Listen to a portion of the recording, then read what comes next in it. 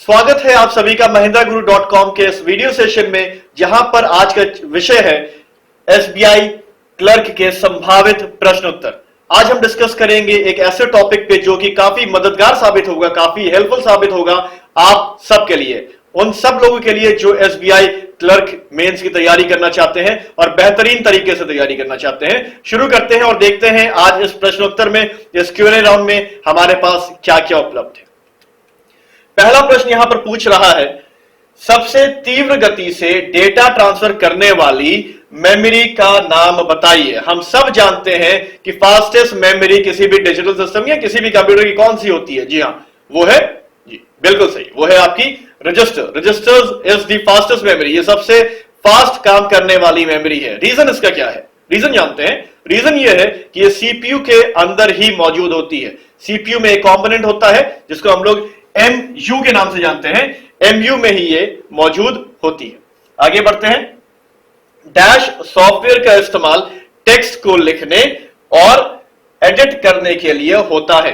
एक ऐसा software classification जिसका इस्तेमाल टेक्स्ट को लिखने, एडिट करने या फॉर्मेट करने में किया जाता है, उस क्लासिफिकेशन को हम क्या कहते हैं? उस क्लासिफिकेशन को हम जानते हैं, जी हां, वर्ड प्रोसेसर सॉफ्टवेयर के नाम से। वर्ड प्रोसेसर सॉफ्टवेयर एक ऐसा क्लासिफिकेशन है, एक ऐसी क्लास है सॉफ्टवेयर की जिसका इस्तेमाल हम लोग करते हैं टेक्स्ट को एडिट, फॉर्मेट या फिर लिखने के लिए। आगे बढ़ते हैं। यहां पर हमसे तीसरा क्वेश्चन पूछ रहा है, प्राइमरी मेमोरी में पाए जाने वाले अपवाद का नाम बताइए। देखिए, पहले तो हमें जानना पड़ेगा कि यहां पर अपवाद का इस्तेमाल क्यों किया गया है। इसका मतलब कुछ ना कुछ यहां पर रहस्य है। पहले वो रहस्य जानते हैं। पहले जानते हैं प्राइमरी मेमोरी क्या काम करती है। प्राइमरी मेमोरी की एक खासियत होती है, वो खासियत ये होती है कि जब तक पावर सप्लाई दी जाती है, जब तक पावर ऑन रहता है, वो तब तक डेटा को खुद में होल्ड करके रखती है, और जैसे ही पावर बंद होता है वैसे ही उसके अंदर मौजूद डेटा खुद ब खुद वॉश आउट, डिलीट या वहां से हट जाता है। अब एक ऐसे एक्सेप्शन का, एक ऐसे अपवाद का नाम बताइए जो आता प्राइमरी मेमोरी में जरूर है, मगर क्या, मगर वो पावर सप्लाई को बंद करने के बावजूद डेटा को होल्ड करके रखता है। क्या है उस अपवाद का नाम? उस अपवाद का नाम है, उस एक्सेप्शन का नाम है, जी हां, बहुत सही पहचाना आपने, वो है रीड ओनली मेमोरी, या जिसको हम लोग रोम के नाम से भी जानते हैं। आगे बढ़ते हैं, देखते हैं चौथा क्वेश्चन हमसे क्या पूछ रहा है। एमएस एक्सेल डैश सॉफ्टवेयर है। अब किस तरीके का सॉफ्टवेयर है एमएस एक्सेल? देखिए, एमएस वर्ड की बात करते हैं तो वो एक वर्ड प्रोसेसर सॉफ्टवेयर है। पावर पॉइंट की बात करते हैं तो वो एक प्रेजेंटेशन या डिजिटल प्रेजेंटेशन बनाने वाला सॉफ्टवेयर है। एमएस एक्सेल किस प्रकार का सॉफ्टवेयर है? जी हाँ, वो है आपका, बिल्कुल सही पहचाना, स्प्रेडशीट सॉफ्टवेयर। स्प्रेडशीट सॉफ्टवेयर है आपका एमएस एक्सेल। आगे बढ़ते हैं, और यहां पर एक क्वेश्चन आया है, एसएसडी क्या है? क्या होता है एसएसडी? फुल फॉर्म मालूम है क्या? चलिए एक क्लू देता हूं। एसएसडी में कोई भी मैकेनिकल या मूवेबल पार्ट नहीं होता। क्या फुल फॉर्म है इसका? देखते हैं। इसका फुल फॉर्म है solid state drive. SSD, solid state drive. इसका फुल फॉर्म जरूर नोट कर लें, अक्सर ये क्वेश्चन आता है एग्जामिनेशन में। आगे बढ़ते हैं। डैश मेमोरी में मेमोरी और प्रोसेसर के बीच स्थापित होती है। कौन सी ऐसी मेमोरी है जो मेमोरी और प्रोसेसर के बीच स्थापित होती है? कौन सी? सोचिए। जी हां, वो है कैश मेमोरी। कैश मेमोरी एक ऐसी मेमोरी है जो प्रोसेसर और मेन मेमोरी के बीच में पाई जाती है। आगे बढ़ते हैं। यहां पर एक क्वेश्चन है जो पूछ रहा है, मैग्नेटिक टेप किस प्रकार का एक्सेस देता है? देखिए, थोड़ा दिमाग लगाने की जरूरत है यहां पर। किस प्रकार का एक्सेस देता होगा मैग्नेटिक टेप? सोचिए। पहले तो आपको यह मालूम होना चाहिए कि कौन कौन से दो तरीके के एक्सेस होते हैं, या कौन कौन से एक्सेस होते हैं। एक होता है सीक्वेंशियल, एक होता है डायरेक्ट, जिसको हम लोग रैंडम भी कहते हैं। जी हां।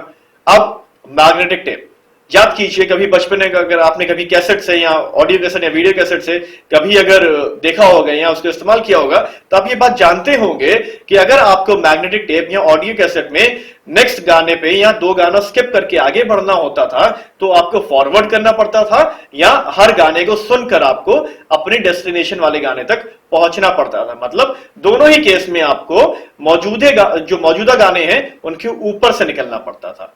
तो ये किस तरीके का एक्सेस हुआ? बिल्कुल सही पहचाना, ये हुआ आपका सीक्वेंशियल एक्सेस। सीक्वेंशियल एक्सेस प्रदान करती है कौन? Magnetic tape. आगे बढ़ते हैं। हाथों से लिखे या प्रिंटेड टेक्स्ट को मशीन इनकोडेड टेक्स्ट में कन्वर्ट करने के लिए डैश का उपयोग किया जाता है। देखिए, स्टेटमेंट बहुत लंबी सी है, आंसर बहुत छोटा है। चाहे तो मैं आपको उसका एक्रोनिम बता सकता हूं, वो है OCR। अब इसका फुल फॉर्म बताइए। जी हाँ, क्या है इसका full form? Optical character recognition. OCR वो मैकेनिज्म है, ओसीआर वो कॉन्सेप्ट है जिसके द्वारा आप प्रिंटेड टेक्स्ट को मशीन इनकोडेड टेक्स्ट में कन्वर्ट कर सकते हैं। आगे बढ़ते हैं, देखते हैं और क्या हमारे पास। डैश अनऑथराइज्ड एक्सेस को रोकने के लिए किसका प्रयोग किया जाता है? किसका प्रयोग किया जाता है? जी हां, किसका? फायरवॉल का। फायरवॉल अनऑथराइज्ड एक्सेस को रोकने के लिए उपयोग किया जाता है। एमएस एक्सेल 2007 का एक्सटेंशन क्या है? एमएस एक्सेल 2007 का एक्सटेंशन क्या है? सोचिए, बिल्कुल सही बता रहे हैं आप। कैसे पहचाना आपने? सोचिए, एक बार कॉन्सेप्ट को रिकॉल करिए।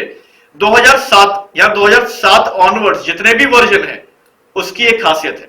क्या खासियत है? उसके जो डिफॉल्ट एक्सटेंशन से 2003 में, उसके पीछे एक्स जोड़ दिया गया है।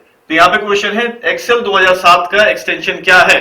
जी हां, उसका एक्सटेंशन है आपका XLSX 2007 एक्सेल का एक्सटेंशन। आगे बढ़ते हैं। www का आविष्कार किसने किया? क्या उनका नाम रे टॉमलिंसन था? जी नहीं, उनका नाम क्या था? बिल्कुल सही, उनका नाम है टिम बर्नर्स-ली।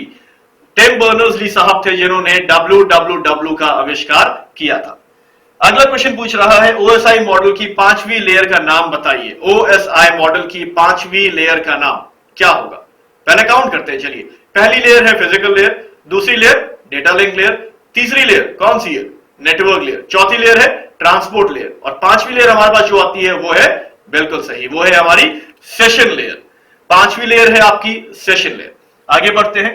स्वयं की पहचान छुपाकर किसी का नियमों के खिलाफ फायदा उठाने की प्रक्रिया को क्या कहेंगे? देखिए, बहुत बड़ी स्टेटमेंट है, एक सिंपल सा एक टर्म है। क्या है? फिर से पढ़ते हैं।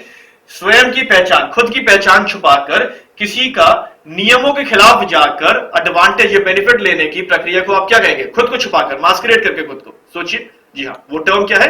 वो टर्म है आपकी स्पूफिंग। स्पूफिंग वो कॉन्सेप्ट है खुद को छुपाकर आप किसी के भी इलीगल मैनर से एडवांटेज उठा सकते हैं। आईपी स्पूफिंग होता है, ईमेल स्पूफिंग होता है, वगैरह वगैरह वगैरह।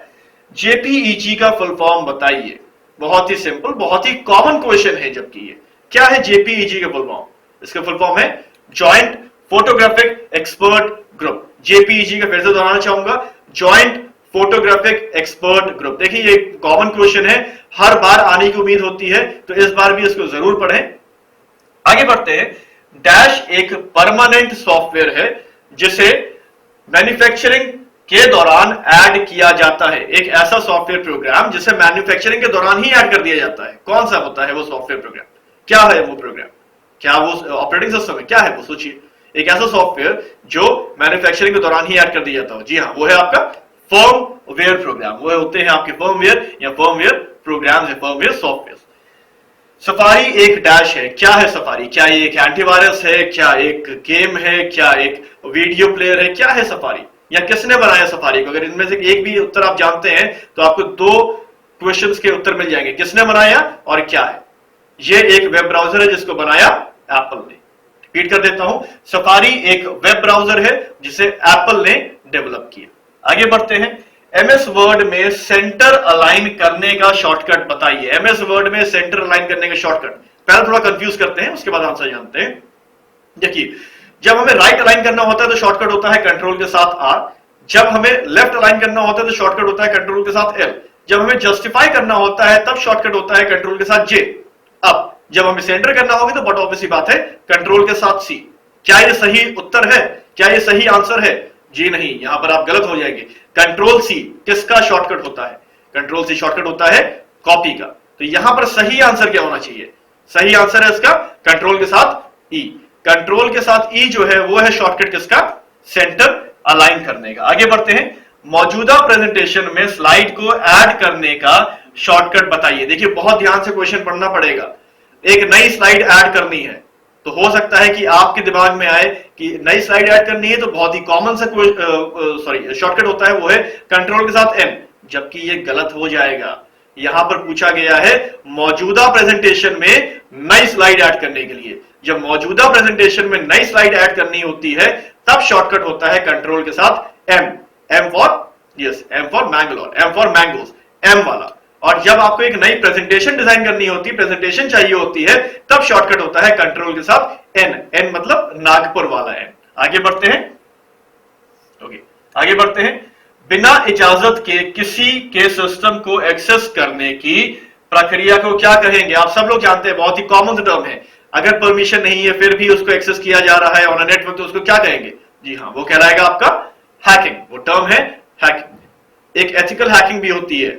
आज ही सेशन खत्म होने के बाद जरूर देखिएगा कि एथिकल हैकिंग क्या होती है। अगले वीडियो सेशन में उसको जरूर डिस्कस करेंगे। एमएस एक्सेल में नाउ फंक्शन का इस्तेमाल बताइए। देखिए बहुत जरूरी है, ये एक ऐसा क्वेश्चन है जो कई बार एसबीआई पूछ चुका है कि नाउ फंक्शन का इस्तेमाल क्या होता है, बताइए मुझे। सोचिए, नाउ फंक्शन, नाउ बता रहे हैं कि कुछ ना कुछ करंट से या लेटेस्ट से रिलेटेड कुछ होगा। सोचिए, क्या नाउ फंक्शन डेट को डिस्प्ले करता है, करंट डेट को? क्या नाउ फंक्शन करंट टाइम को डिस्प्ले करता है, या नाउ फंक्शन करंट डेट और टाइम दोनों को डिस्प्ले करता है? सोचिए आपके हिसाब से क्या उत्तर होना चाहिए? जी हाँ, इसका उत्तर है तीसरा वाला। तीसरा वाला मतलब वो आपके सिस्टम के करंट डेट और टाइम दोनों को दर्शाता है। इस बात को ध्यान रखिएगा, वर्तमान डेट और समय दोनों को दर्शाता है कौन? आपका नाउ फंक्शन। कहां पर इस्तेमाल होता है? एमएस एक्सेल में इस्तेमाल किया जाता है। आज के वीडियो सेशन में बस इतना ही। हमारे साथ mahindraguru.com पे अवश्य जुड़े और आप अपने YouTube चैनल को अवश्य सब्सक्राइब करें, जो कि है www.youtube.com/c/Mahindra Guru videos. Your success is our success. Thank you.